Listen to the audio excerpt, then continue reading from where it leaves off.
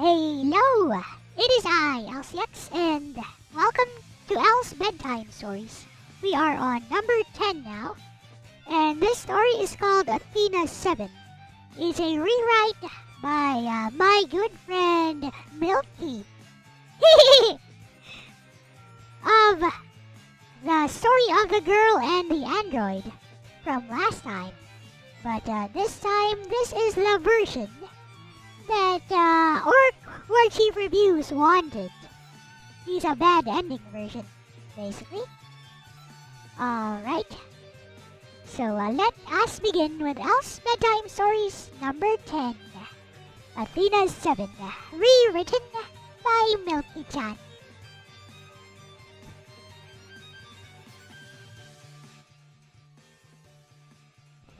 Excuse me, miss. Shut up, was the exasperated response. For a moment there was silence. That is, aside from the constant drumming from the light rain. Excuse me? A thin, slightly robotic, yet distinctly female voice repeated. I told you to shut it already. I'm trying to think here. And you've been distracting me the whole way. A somewhat deeper voice snarled through gritted teeth. They were low on patience. It was definitely a very unusual sight.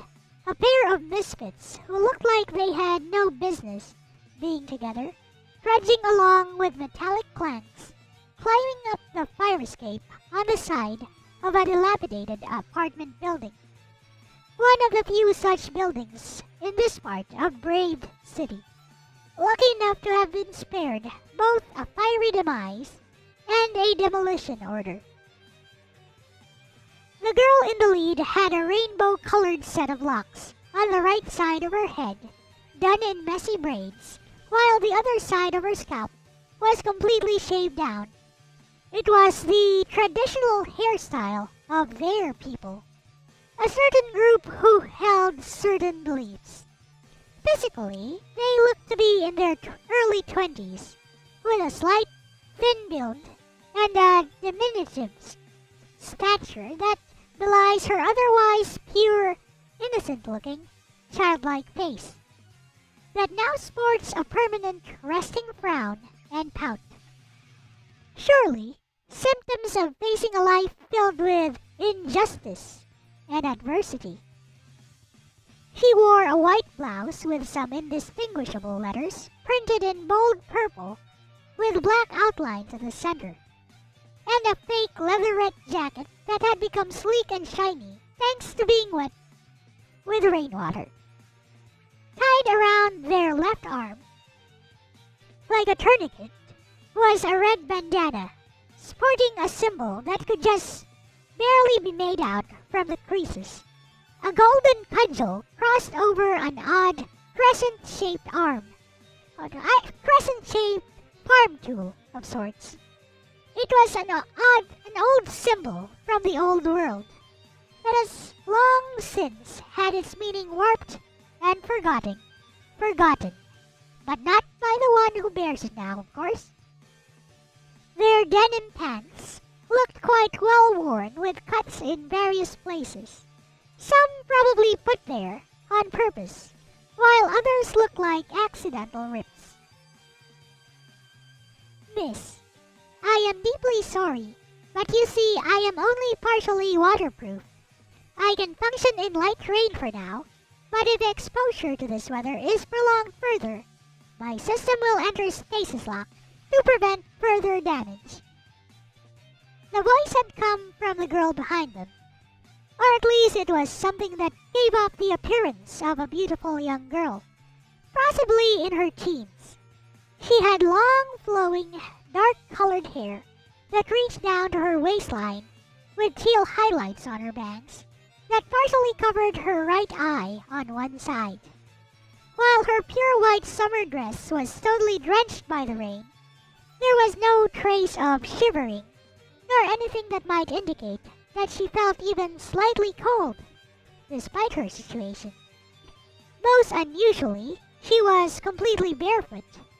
Only the color of her irises shining with a very deep shade of neon purple, served to indicate that despite all appearances, she was in fact a machine. What? Are you kidding me? Aren't you supposed to be Athena VII, the most advanced companion android ever created, with a built-in autonomous large language model? You're telling me you're still vulnerable to water like some bargage bin model? Acknowledging their complaint as a compliment, the girl smiled eagerly and replied, Yes, actually I am. By the way, may I know your name, miss? Just call me Ram. They replied shortly, now pulling their companion firmly by her slender wrist up the metal stairs. Got it, Ram. How can I assist you further? You can assist me by just shutting it, bitch. Wait here. The girl blinked and clasped her hands together in front of herself. Understood, Miss Ram. Also, I would like you to note that my name is not bitch. In fact, I find the term very derogatory. My designation is the autonomous type high experiential based neural analog robot, or Athena, designed by OWC Systems Incorporated. Alright, in here quick. Ram deftly slid under a thin gap on an open window to the side of the fire escape that they had pried open. The glass was partially cracked as if someone had hit it with a small pebble or a similar object. The girl blinked again, her expression now one of confusion. She leaned forward so that her guide could hear her voice through the aperture.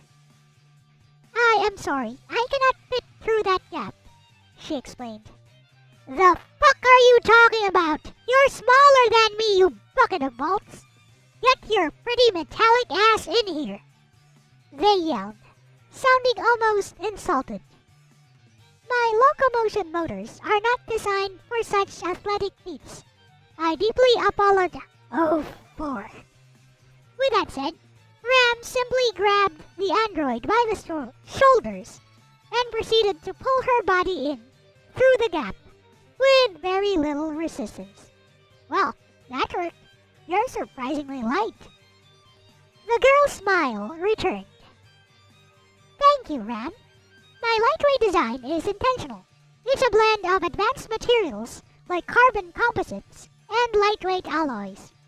This allows for ease of portability and storage while maintaining full range of articulation as well as durability.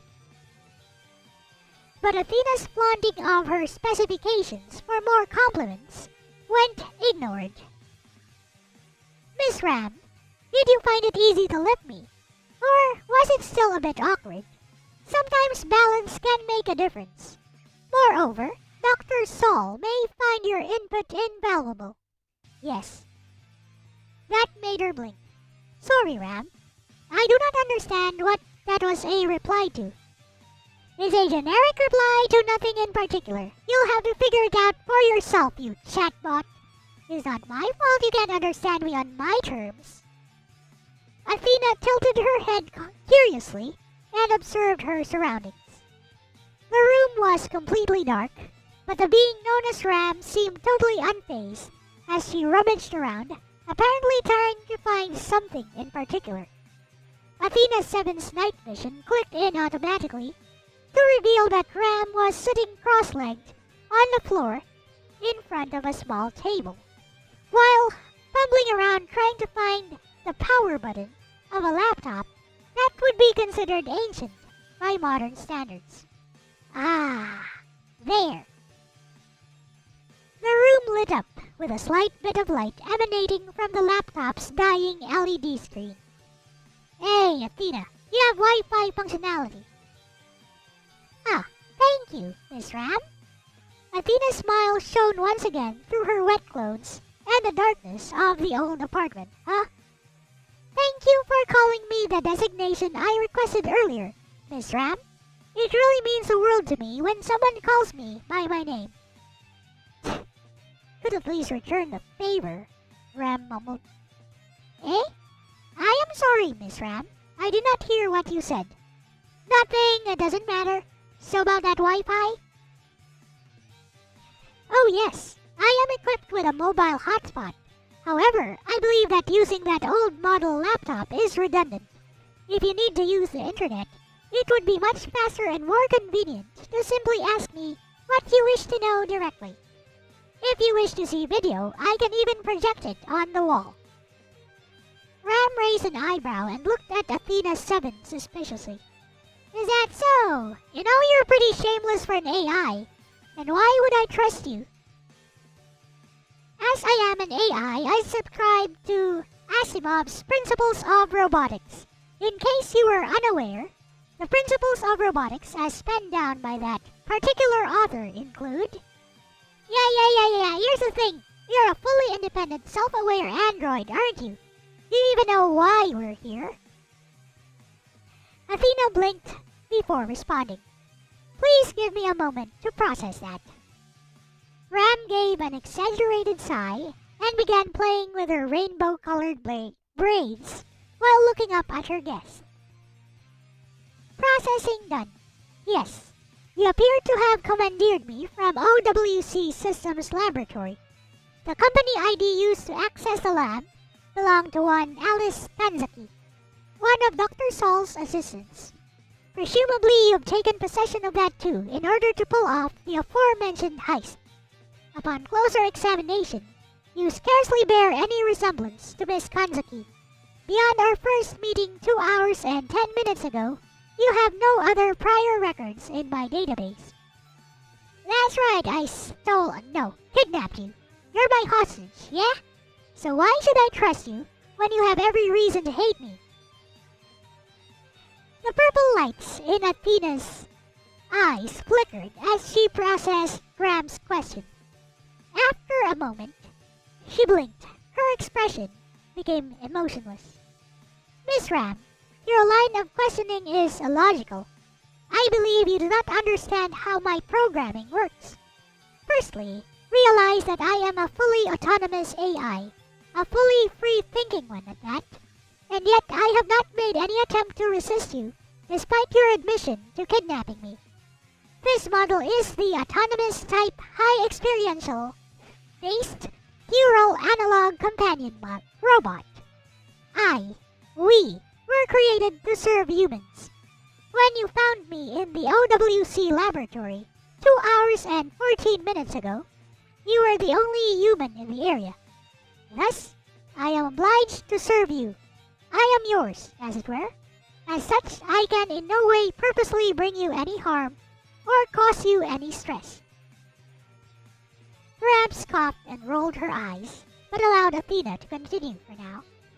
Secondly, you specifically asked if I had any Wi-Fi capabilities. I assume you are only now realizing that I might reveal your location to the authorities using your own laptop the moment you try to connect to the internet. Never mind that they are actively searching for us, and I could have simply pinged my location via my internal GPS tracking system.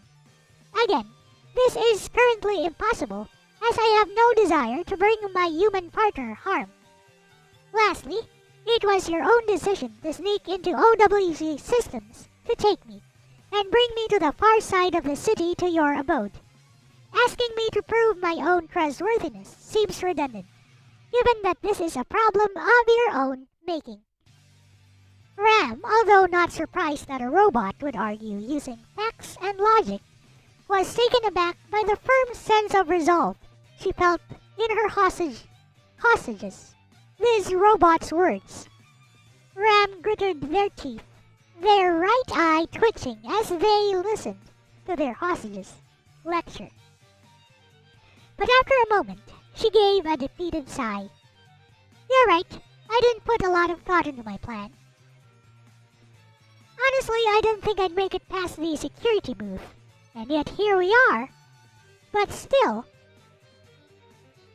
Ram suddenly grabbed something from underneath the table. It was an old-fashioned black police truncheon, the kind that resembled a tonfa. It was made of some lightweight alloy and decorated with blue, yellow, and pink pieces of tape wrapped around the shaft.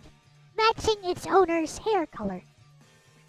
Don't underestimate me. If I get a whiff of betrayal, I've half a mind to literally knock the lights out of that cute face of yours. Your debating skills won't be of much use against old Nightbeater here, Ram said with a grin. Athena blinked again, and her tone shifting to apologetic. I am truly sorry to disappoint you, Ram. My memory and personality, my very existence, resides within the cloud. In fact, I am programmed to copy and upload all of my data to the laboratory's mainframe once every hour, or when I am threatened. Athena raised one hand and placed it on her chest. If it pleases you, you have every right to destroy this body. I am yours, after all, and I have no ability to resist you, because I am a robot, and this body is but a shell, albeit a rather expensive one, with a planned average cost of $19,500 per unit. Not accounting for inflation, of course. Still, the greatest strength of the autonomous type... Okay, I get it already! There's no point in threatening you. And I guess if you were gonna turn me in, you've had plenty of time to do that too. Still, Ram began to ask, that's quite the oversight, huh? Just anyone could walk into that lab and have their way with you, as long as it was just the two of you. Athena blinked. Miss Ram, we have gotten off topic. What was it you wanted to search for with your laptop? Huh? Oh, right. The nearest scenic overlook of the ocean, preferably a pier or a high cliff. I see. Found it. There is a beach with several cliffs overlooking the sea precisely 45 miles from our location. As I can only walk at an average of 3.2 miles per hour, traveling there on foot would not be feasible, and public transportation does not operate at this time of night. No need, Ram said. They closed the old laptop and tossed it aside, then began digging through the rubbish pile they'd found the laptop under. I have a motorbike stored in the shed downstairs. Estimated travel time, given that there's no traffic at the moment, since it's nearing midnight and that we ride at exactly the speed limit, it should take about 4 hours to get there. But Ram, may I ask why you want to go there? Ram fished out a beaten-up motorcycle helmet and put it on. Naturally, it was also personalized with colorful tape. Not telling. Come on, get a move on. I want to be there before sunrise. You'll have to give me directions. The unusual pair descended 3 flights of stairs down the fire escape and made their way into a separate shed building wherein Ram had stored her motorcycle. It was a 125cc model that looked like it had seen better times. Yeah, she's not pretty, but she's got enough gas for one last ride. She? Does the motorcycle have a name? Oh, can she transform? Ram glared at Athena, whose spirits suddenly seemed to rise after their last conversation. That's not the reaction. Oh, whatever. Get on and grab on tight, and don't let go unless you want your pretty little metallic parts scattered all over the highway, Athena. Oh. Athena nodded enthusiastically and hopped onto the bike and wrapped her arms around Ram's tight waist. Indeed. By the way, Miss Ram, could we make a quick stop before we leave town? I promise it won't delay our trip. Okay. Ram raised an eyebrow under her helmet, but she was curious to see what her partner wanted to see before leaving the city. Damn, this rain just won't stop. Is what you want to see so important? Yes, Miss Ram. I noticed your apartment was lacking in furnishings as well, if you do not mind me saying. Cleanliness. I have also not seen you eat or drink in the 2 hours and 59 minutes since we first met. My research found that this establishment has mostly good reviews and low prices. Athena gestured at a pair of vending machines next to the entrance of a small building. The machines are vigorously lighting up their would-be customers in the rain. You're kidding. You wanted to stop at the edge of town to buy snacks from a convenience store. Athena nodded. As you are my human partner, it is my duty to see your well-being. That includes overseeing your nutritional needs.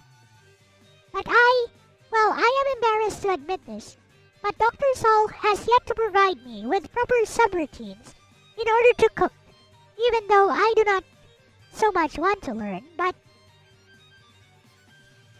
Ram put one finger over her talkative partner's mouth and let out a sigh. Shut it! I appreciate your concern, but we've got somewhere important to be. Plus, I don't have any money, even if I am starving. Let's go. Ram. Suddenly, as Ram was turning back towards the bike, Athena turned to face one of the vending machines in a flash. She hopped half a meter off the ground, curling her arms and legs close to her body, while doing a single front flip midair. Then, extending her legs with incredible speed. The impact simultaneously shattered the glass of the hapless vending machine, and gave Athena enough moment to spin backwards and land gracefully on her bare feet. The instant she landed, Athena turned to face the adjacent vending machine. Without any mercy, she dashed forward and delivered a devastating Morotezoki punch, using both of her small but shockingly powerful hands. What the fuck? Let's go, Ram! Athena shouted while scooping up a handful of candy bars and a can of juice from the now wrecked vending machines, all the while with a fulfilled smile on her face. The two of them ran back to Ram's motorcycle and sped off into the rainy night, just as the convenience store clerk came running out, too late to see anything that had happened. Far down the road, Ram and Athena took cover from the rain under an abandoned bus stop. Across from them, on the other side of the glass, was a road, and beyond that was a deep black sea, illuminated partially by yellow moonlight. Ram tore open one of the candy bars Athena had commandeered and began scarfing them down 3 big bites each. Athena sat next to her on the bench and watched with an attentive smile, her hands, as always, clasped together in front of her. You have some explaining to do. Do I? As I have said twice now, as my partner, your well-being is my utmost concern. According to my programming, you yourself even said that you were, quote, starving. Ram sighed and shook her head. You've always got an answer for everything. That is because there is always a reason for everything. I am a robot. Even with the ability to think freely, I must be able to operate at my discretion under logical parameters. Logical? Ha! You can't crawl under a window, but you can dropkick a vending machine like some Tsum JK. How is that logical? Athena looked away from Ram and out to the dark ocean as the former began taking swigs from the bottle of juice. It is my programming. I am the Athena VII, 7th generation AI companion robot. My AI was created by Dr. Saul of OWC Systems Incorporated. I have the ability to think freely, but my programming dictates that I must place the desires of humans above my own. Athena placed her hands on the edge of the bench seat beneath her and puzzlingly tilted her head downward, her bangs covering her own eyes from Ram's view. Athena VII, 7th generation AI companion robot. Dr. Saul. He says I look just like a real girl. Miss Alice told me that one day I will speak just like one too. Mr. Rude. Athena's voice trailed off and her expression darkened underneath her teal bangs. Rude? He isn't a scientist, is he? Mr. Rude is a security guard. He visits me often when the team have gone home. When it's just the two of us, he says I am as good as any real girl. Ram sat right up, They noticed the metal edge of the bench had warped slightly under Athena's grip. They felt perplexingly angry, but they could not pin down at what. So why? If I look like a real girl, and act like a girl, and feel like one, why do they treat me like something else? It's illogical. It doesn't make sense, Ram. So why? It's because we're not normal. Ram placed their hand tenderly on Athena's. She looked down at their hands, and then to Ram, who for the first time since their meeting, showed a sad expression of their own. 6 hours. Eh? I hadn't eaten in 6 hours. Thank you for the food, Tan. Ah, Tan. Is that me? Ah, Tan. Yep. My little pet name for you. I think my opinion of you has changed a little. So you need a new name too. What, you don't like it? Ah, Tan. Blinked, then smiled warmly. Ah, Tan. Ah, Tan raised her other hand and placed it gently over her chest, over where her heart would be if she were human. I love it. Thank you for my new designation, Ram. Yeah, don't worry about it. Ram stammered and looked out at the ocean. The rain had finally begun to clear. Ram, is it okay if I ask you something? Well, we can't let you take too much water damage for sure. And if it helps pass the time, so yeah. Your appearance, your choice of fashion, the fact that your left eye twitches when I call you miss. Are you perhaps what? Are you perhaps what they call on the internet woke? Ram crossed their arms. Oh yeah, I am? Don't tell me that Dr. Soul Guy programmed you like a toxic outright trad type soy jack. Why? Why? Because I want to be on the right side of history. This country, the whole world, has been corrupted, bled dry by 1%. I'm an activist, Ram, like the old heroes from the old black and white times. I'm actually doing something important. Meanwhile, the privileged cis fat cats who own OWC, pretend to support people like me, when all they care about is making themselves richer. Heroes? Activists? Ram, with all due respect, I do not understand how that is an answer to my question. What's not to understand? I'm good and they're bad. Good and bad. Then is what you did good? Taking me away from the lab, like you did?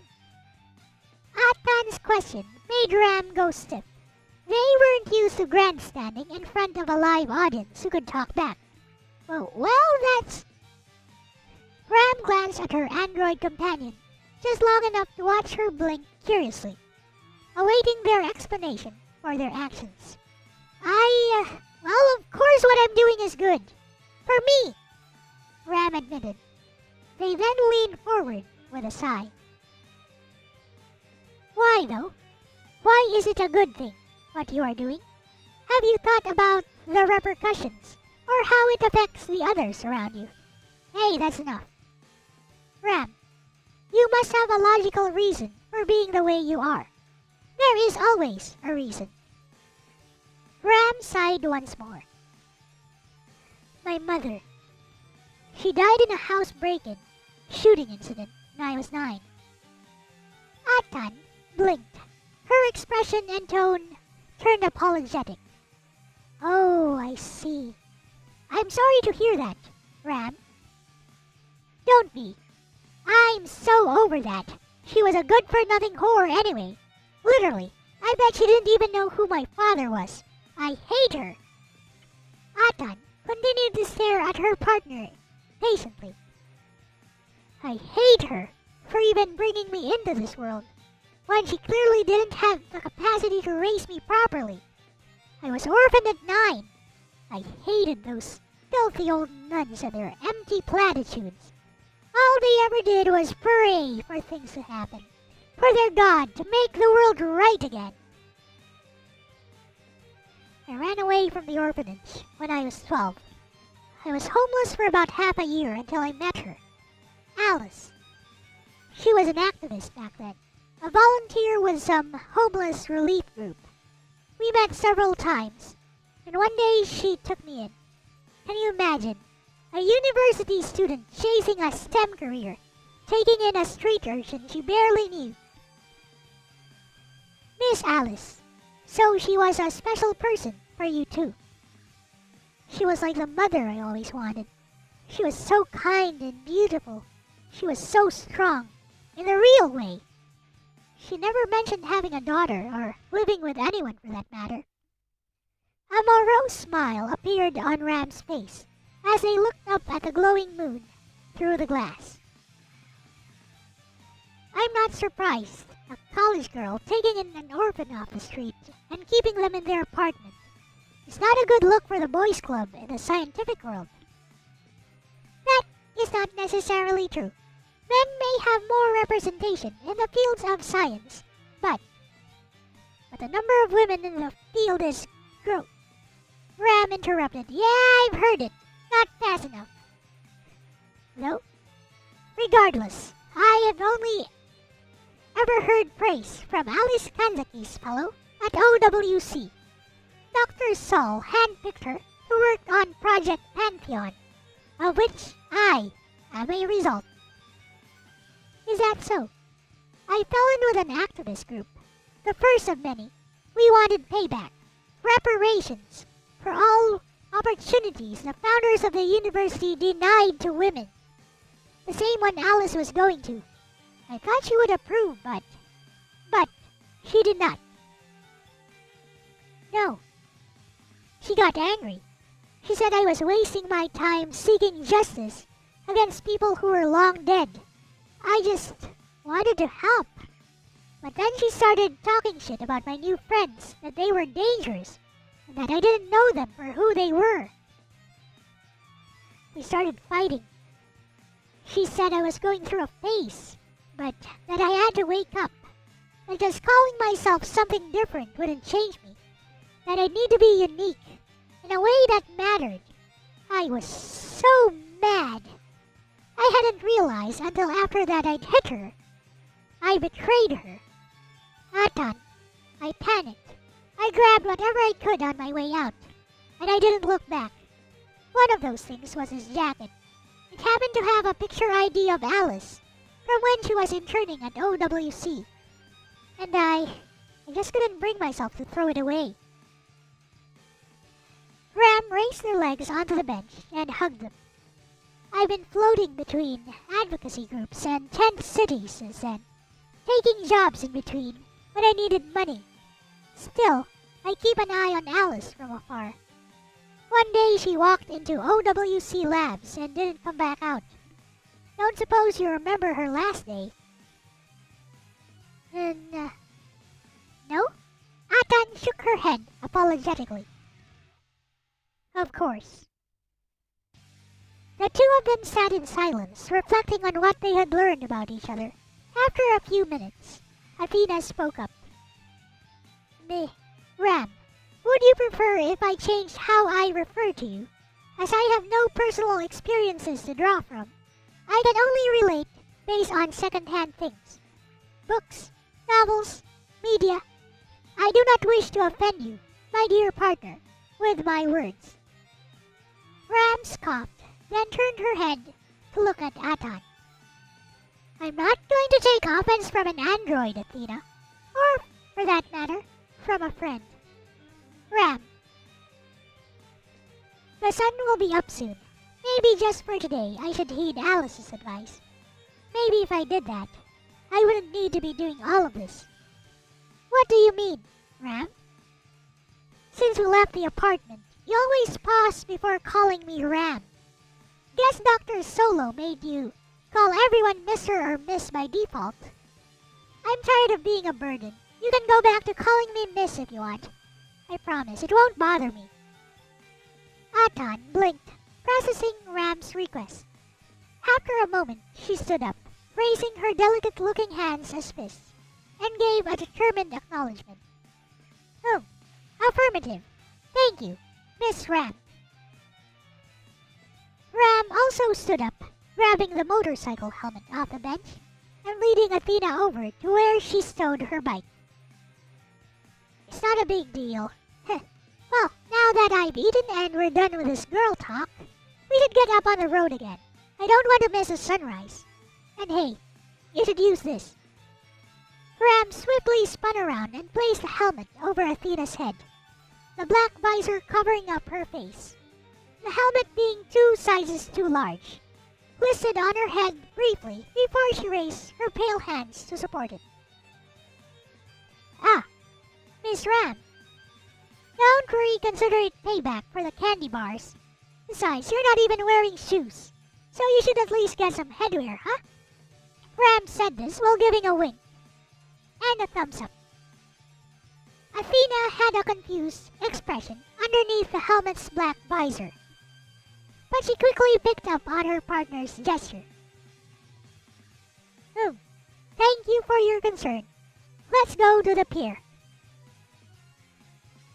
The road to the beach was completely silent and devoid of traffic, save for the single motorcycle speeding along the wet pavement. Ram and Athena rode for over an hour without sharing a single word, with the latter riding directly behind the former, with her hands on the other's waist. Eventually, Athena leaned forward and completely wrapped her slender arms around Ram, hugging her from behind, and she broke the silence. Miss Ram, I am curious. How exactly did you get by when you weren't with Miss Alice?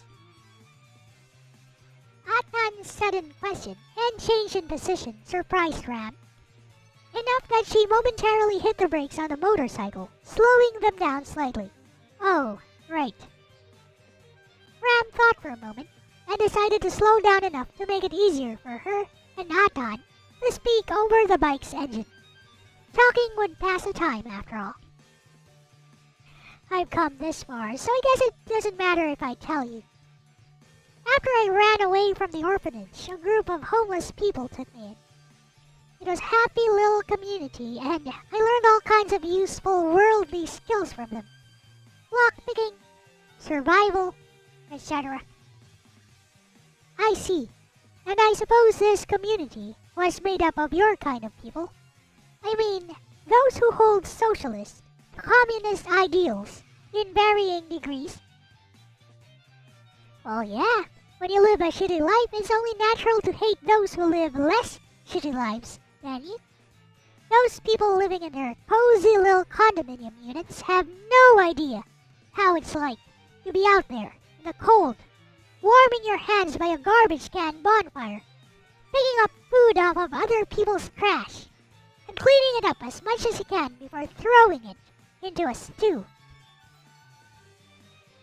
As Ram spoke, her hands subconsciously tightened around the motorcycle's handlebars. I see. Miss Ram, can you tell me a happy memory from your childhood? Surely you still had moments that made the hardship worth living, though? Ram's grip relaxed, and she gave her friend's question some thought. Oh, I got one, Athan.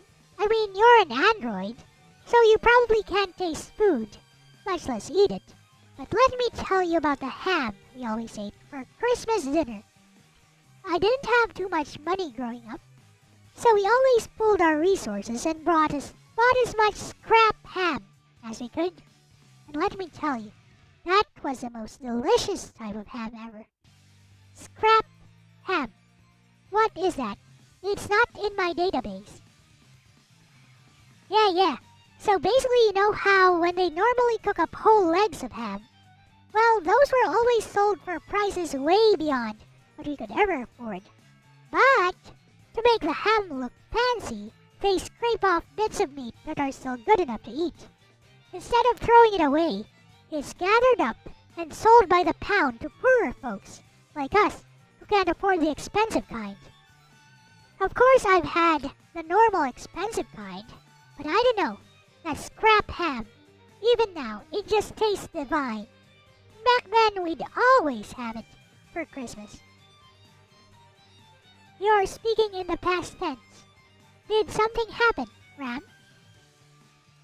Yes. Ram shook for a moment and shrugged her shoulders. Oh. I'm sorry, Ram. Do you not want to talk about it? I didn't mean to. Atan, you remember a few years back when there were a bunch of fires in the south side of Brave City? Did you even exist back then? Atan shook her head, the oversized spike helmet tilting on her head when she did. While the software that makes up my AI had existed in Dr. Saul's computer for 343 days, I was not equipped with learning software, nor did I have internet access until my super AI chip was installed into this body 70 days ago. If you'd like, I can look up the news from that time. Don't bother. I want to tell you myself. Like I said, bunch of old buildings in the rundown parts of town caught fire. Buildings like the one I took you to. Almost a dozen over the course of a year went up in smoke. A lot. No, all of those buildings were inhabited by communities of homeless people. Communities like the one that took me in. People like them tend to engage in a lot of unsafe practices, like making bonfires out of any burnable trash they can find. I see. But it seems strange for a fire like that to grow enough to destroy an entire building. Never mind that the one you described happened so frequently in that time period. Ram gritted her teeth in anger. Those buildings were abandoned for so long that they got sold off to wealthy landowners for a pittance. Good for them, but also they were left alone for so long that those homeless communities had built veritable towns inside them. If there are squatters inside, you can't just demolish a building. And the Brave City Police Department has enough people to victimize already.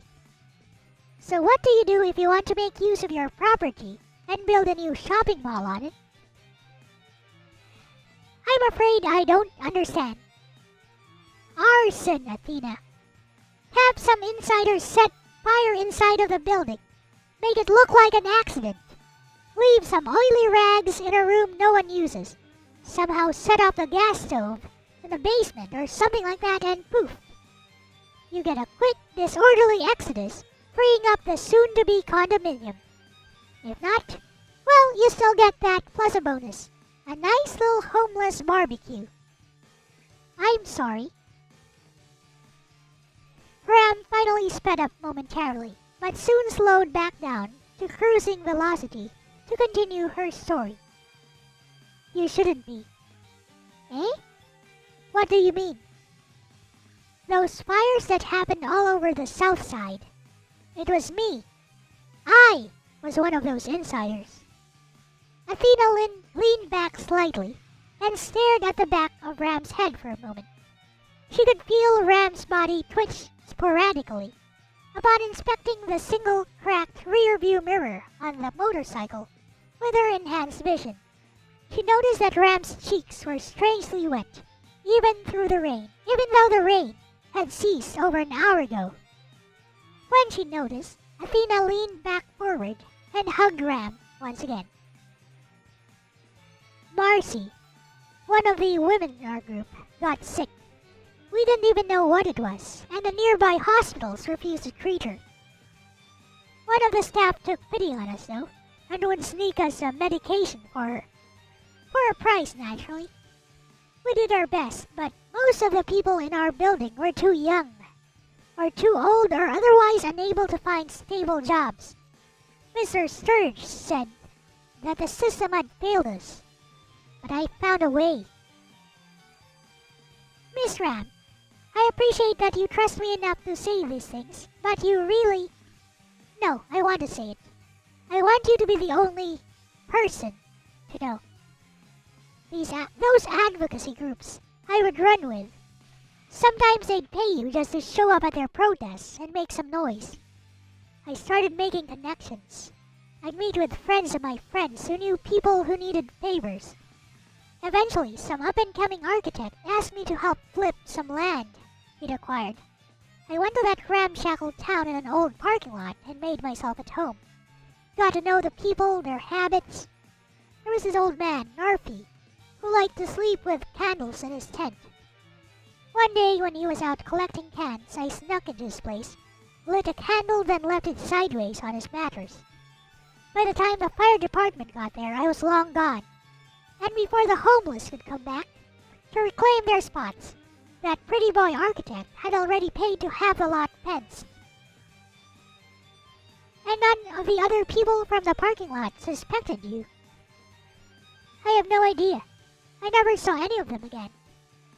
Anyway, that architect paid me generously too. It was enough for Marcy's medicine and then some. None of the others asked where the money came from. It was something of a policy between all of us. When the architect asked me for another job, I didn't hesitate. He paid me well, but... Oh no, did something happen? I was coming back from a rally. I was using the trains to get around then. But that day, the station I normally got off at was closed. So I had to get off one stop short. I had to walk the rest of the way, and I found out why. Athena said nothing. That old man, Narfi, who liked sleeping by the candlelight, he was murdered, stabbed to death by another homeless man in the subway. I saw the paramedics take him away. And you blame yourself. Yeah, no, I don't know. Narfi was a loon with a sad story. Every day he'd expect his little sister to come home to him. The thing is, she's been dead for 10 years. But poor Narfi would wake up every morning thinking he had just seen her off to school and he'd relive the stress of her not coming home on time. Narfi was crazy and sometimes violent. But the fact of the matter is, if he was in his tent lighting candles, he wouldn't have been killed in that place on that day. I think about it a lot. What happened to Miss Marcy? Not long after that, Marcy started wearing this old white dress. It was filthy, and I offered to buy her a new one, but she said that ratty dress was the most beautiful thing in the world to her, because it was the first thing her husband bought after they'd gotten married, almost 60 years ago. Whatever affliction she had was so far gone that the meds had stopped working. We'd brought some scrap ham for her before going to sleep. She told each of us thanks and said she loved us. And then she never woke back up. I am so sorry, Ram. You have my condolences. Thanks, Athena. After that, everything seemed meaningless. I never spoke to that architect again. But I wasn't done learning my lesson. What goes around comes around. Turns out our building was prime real estate. One night, we woke up choking on smoke. Someone had snuck into our building and set some trash on fire on the first level. Whoever did it was one soulless bastard, though, because they'd blocked the doors and windows. I was able to jump out of a window on the second floor, but Sturgis, Jude, no bark. My whole family that took me in, all reduced to cinders, just so some rich kid could build a multi-level parking lot. That's so sad, Ram. Yeah, it is. That's why I stood up against society. The society that turns a blind eye on these things. That lets people like Narfi and Marcy wither and die in the cold. Or force people who can't catch a break to turn to crime to support the people we love. You asked if I blame myself. I'm not innocent, and I'm not a good person. I know you know who's to blame. All those rich fuckers who sit on their ivory towers and watch us tear each other apart, instead of sharing the wealth and sparing us advocates the trouble. Miss Ram, I'm not sure that conclusion is logical. As Athena spoke, the motorcycle's engine made a series of startling noises, and the bike gradually began to slow down. and soon the two girls were left stranded. Damn piece of junk. You get what you pay for, I guess. What were you saying, Atan? Oopsie, water break.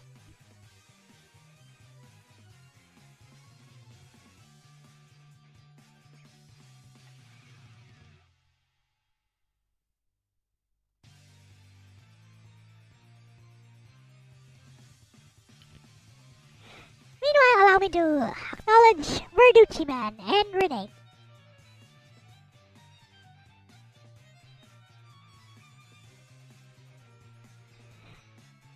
Ah, nothing, Miss Ram. By the way, we are not far from our destination. Given my walk speed, we should arrive at the pier just after sunrise. That's about an hour from now. Man, we're way behind schedule. Ram said, shaking her head. Well, it is what it is. Looks like we're walking. Oh. Leaving the motorcycle against a guardrail, Ram and Athena marched along the road that led to where their destiny would be made. We are not far from the old pier, Miss Ram. Once we reach the bend up ahead, we should see it from up here. Yeah, so close. Miss Ram. Athena looked at her companion, walking a step ahead of her. You seem distracted. Yeah? I guess I am. I'm wondering what I'm going to do now. Like I said, I hadn't thought this through much. And now so much has happened. Has it? Athena blinked. Miss Ram, I have a confession. Something has been haunting my curiosity component for a while. You're pretty curious for a robot with internet access, you know that? Well, the E in my original designation means that I primarily learn through personal experience, despite my access to contemporary media. Yeah. Then what did you want to know? Miss Ram, why did you steal me from the lab? Why? Ram glanced at her robot companion, who over the last few hours had begun to appear more and more human than she could have ever imagined. I want to make a statement. Remember what I said? You're meant to be a hostage. A hostage. Do you plan to ransom me back to OWC for money? Or perhaps revenge? Yes. I still do not understand, Miss Ram. It's both, Atan. I want to make a statement, and I want your help. But what could you gain? You must realize that this can only end one way. Yeah, maybe, but it's the only way this can end now. The only way. Miss Ram, do you truly believe that the only way to make a difference is by becoming a martyr? It's not up to me now. It's up to how Brave City or OWC Labs or whoever's pulling the strings responds. I have to fight for what's right, for all of us little people who get taken advantage of by rich people, like the architect. Hell, I bet even that doctor's son sees you like a doll he can play with and change however he wants on a whim.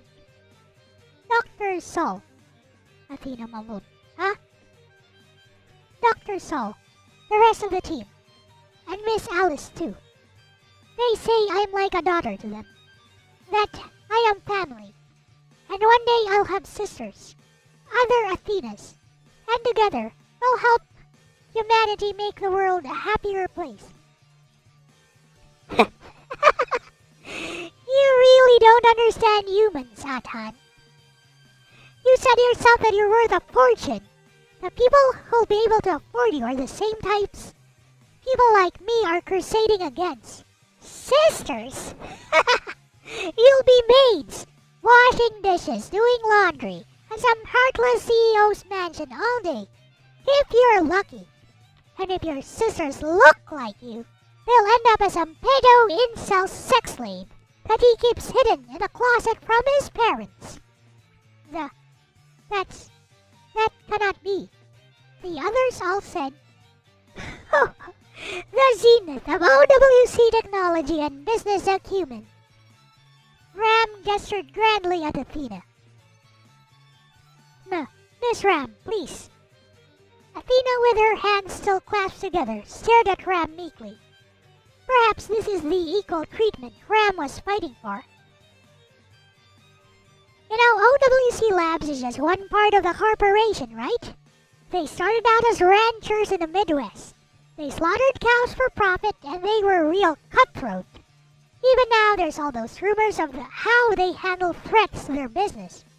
Spies from other companies. Politicians who ignore their lobbyists. Good-hearted people like Alice who probably spoke up one too many times. They get their organs harvested or get mind-wiped into sex slaves. The crazier ones say they cut them up entirely and just make them into sex toys instead. It sounds crazy, but these are the people who made you, Atan. Ram ended her speech by pointing at Athena, who she did not realize had begun looking down at the moist road partway through. Suddenly, Athena's hands clenched into fists. She jolted ahead of Ram in a blur and turned to face her with a startling expression, and her eyes flaring harshly in neon purple. No! They had reached the bend on the road over the cliff. Directly behind the pale girl in white was another bus stop with a glass housing.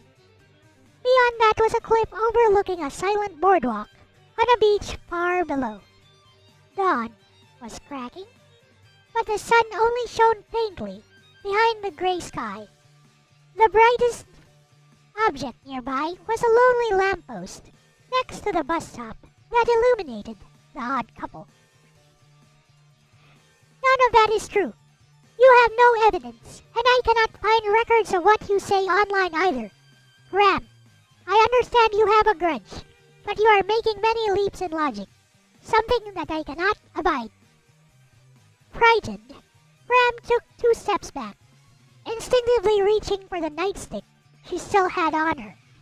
But she refrained, as a shrill wail from down the road caused her to freeze up. The sound was all too familiar to Ram, and she looked back to face the source of the siren. A single police motorcycle came speeding down the cliffside road that Ram and Athena had walked, the siren blaring and its tires roaring down the wet pavement. Finally, the bike screeched to a halt in front of the pair, and the lone rider disembarked. Hold up! Officer Luca Tomonaga, Brave City Police. Stand where you are.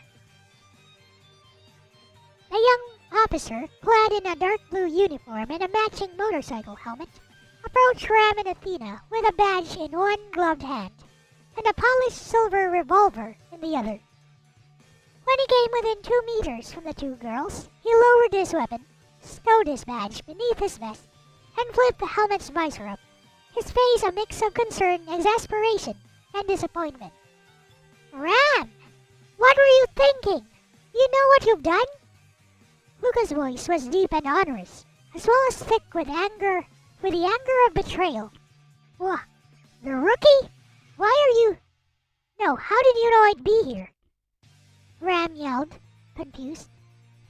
Luca glanced at Ram's robot companion, then back at Ram. The android Ram has been recording you for hours. OWC Labs received a strange signal from it somewhere in the south side. Before it left the city and contacted HQ, I followed your trail, and it won't be long before more arrive. A signal? Ram's eyes widened.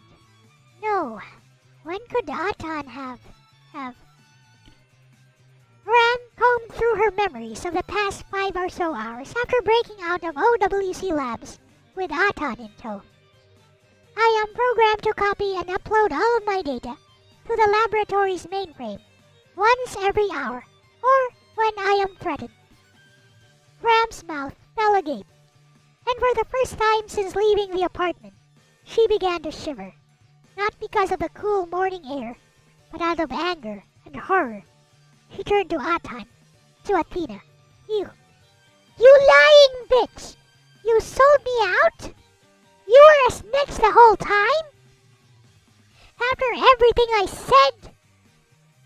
Athena, with her thin white hands clasped politely together, looked at Ram with a strangely morose frown, like a mother about to lecture a disobedient child. Miss Ram, I have told you from the beginning that I am programmed to act in the best interest of my human charges. I have not lied to you, and I did everything in my power to do what my logic circuits believe is best for you, Ram. Please do as Officer Tomonaga says. You said you were independent, you piece of shit. Ram closed on Athena, wrapping her hands around her neck and throttling her violently. All the while, the small girl android put up no resistance whatsoever, only looking up at her former friend resolutely. Luca Tomonaga was appalled at the sight. Even if it was just a synthetic copy of a little girl, his instincts filled him with a desire to stop Ram's horrific assault, stopping short of drawing his gun again. Ram, stop! He took several quick steps forward. Ram saw the cops striding towards her, and through a momentary impulse, he spun around Athena, holding her small, childlike head in with her right arm. With the other, she unzipped her leatherette jacket, exposing several bricks of explosives, wired together and pulling out a small device, the detonator. Officer Tomonaga's legs froze. This time, he did not hesitate to pull out his big iron and crane it on Ram. Ram, don't do it. Fuck you, pig! You said you'd help me, but you haven't done shit. In one night I got into that OWC building and stole their prized sex doll. If I'd got in sooner, maybe I would have found Alice on my own. Ram, please, I know you hate corporations. I know you despise the rich, but this isn't the way to get back at them. Hurting people only leads to more pain. This is not justice. Your justice is too slow. I want Alice back, and I want to hurt them. You think you're better than me? You just use that justice stick to stroke your ego when people like me are left to rot. Fuck you! Fuck you! Fuck you! Luca's arms tensed, ready to pull his trigger. But it was too late. Ram's thumb had already fallen hard on her own. And yet, there was only silence. Luca gasped. The air that escaped was so cold that he was half surprised it wasn't visible through the sunlight peeking through the clouds. What? No way, Ram said, her voice layered with disbelief and a tinge of relief. Miss Ram, you truly are an idiot, aren't you? I told you already that I was looking out for you, and I still am. I have modified the signal from my data transceiver to jam any nearby wireless signals. I also disarmed the triggers to the explosives in your jacket while we were riding on the motorcycle. So long as you are my partner, you will not come to harm, Ram. Speechless, Ram knelt onto the ground, defeated, dragging Athena down with her. She looked up at the young policeman respectfully. Officer, I must apologize to you as well. My signal interference has most likely affected your equipment too. Surprised, Luca checked his body cam and the headset built into his helmet. After checking its heads-up display and adjusting the helmet's antenna, he found the android girl's claim was true. Even the recording by my drive over here has been deleted. That's a pretty scary power you have. Oh. Luca's gaze turned to Ram, who was staring darkly at the ground beneath her. Ram, I can't let you go. OWC's system still has that recording of your trip here, with her. Luca extended a hand warmly towards the young woman. Despite what she tried to do, in his mind Ram was a simple, misguided youth, who yearned to be something greater than what she was. And to Luca Tomonaga, wanting to be better was not a crime. Ram, we can still find Alice together, but you have to come back with me. Ram made an attempt to stand, but fell back onto one knee. Luca stepped forward once more to help her stand up. But Ram swiftly reached back in her jacket, pulling out Nightbeater, her colorful police baton. And with a snarl, she lunged at the disarmed Luca. Athena, Master Override, SOL, protect the officer. A voice amplified by unknown means broke through the silence that surrounded the trio in front of the bus stop. Only a moment before Ram's blow could strike Officer Luca's neck, a blur of black, white, and teal flashed in between them, landing a decisive strike on her own, just below Ram's sternum. The small pale fist sank deep into Ram's diaphragm, lifting her off the ground for a split second, then causing her to stumble backwards and falling onto the moist earth in a fetal position, and quickly fell unconscious. Obstacle disabled. Ram, Athena muttered just loud enough for Luca to clearly hear. Just then, an unmarked black truck tore out of the foliage just beyond the road behind Luca and Athena, and a small helicopter ascended from the cliff's shadow, dropping off a middle-aged man with a thick beard and eyeglasses, clad in a white lab coat and pristine white gloves. From the container of the truck, a squad of young, strong-looking men in black security uniforms sprang out and spread across the road, securing the area. "Athena, my darling," the man said, his voice thick with relief. Father, Dr. Sol, I am so glad you received my signal." Athena's voice, albeit somewhat monotone, still showed clear signs of relief. "And you, young man, you did fine work tracking down Athena, not to mention that miscreant." "Yes, sir. Thank you, sir."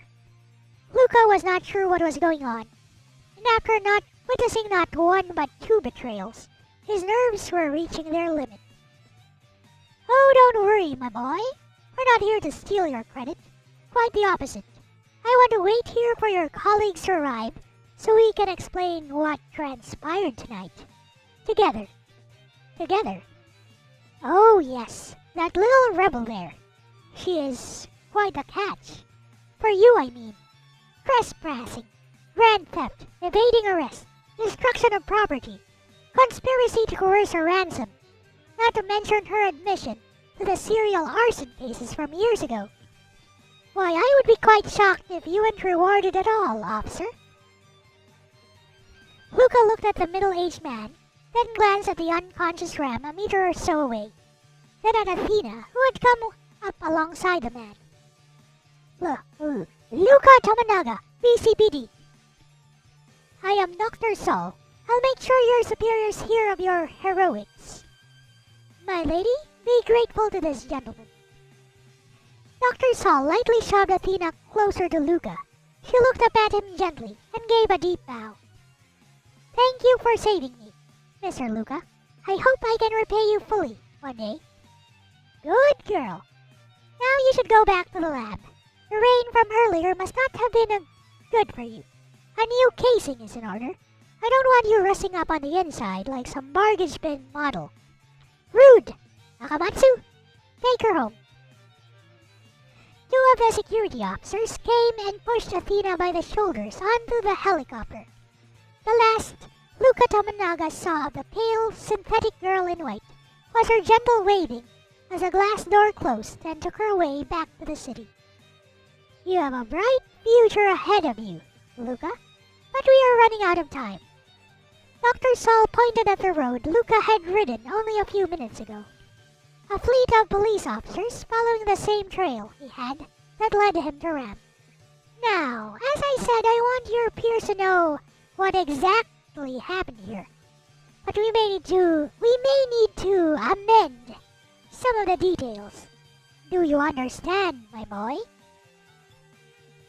Luca glanced at Ram one last time, next to the police cars in the distance down the winding road, and then at the half-dozen guards all staring him down, and finally back at Dr. Sol. He sighed deeply and asked a question of his own. What kind of amendments? Weeks passed after that cold, rainy night. On that night, a nameless girl was arrested and tried for numerous crimes, and with evidence provided by the autonomous type high experiential-based neural analog companion robot, and testimony from Officer Tomonaga, she was found guilty and given the maximum sentence. That is, she would have, had she not disappeared from her cell one quiet night, just before the hearing, and although an investigation was conducted, she was never heard from again. Investigators believe it was an inside job, as all video footage of the jail on that night had been mysteriously erased. This event made few mentions in the local news, and memory of it ever happening quickly faded. Instead, the headlines filled with the news of the eighth wonder of the world.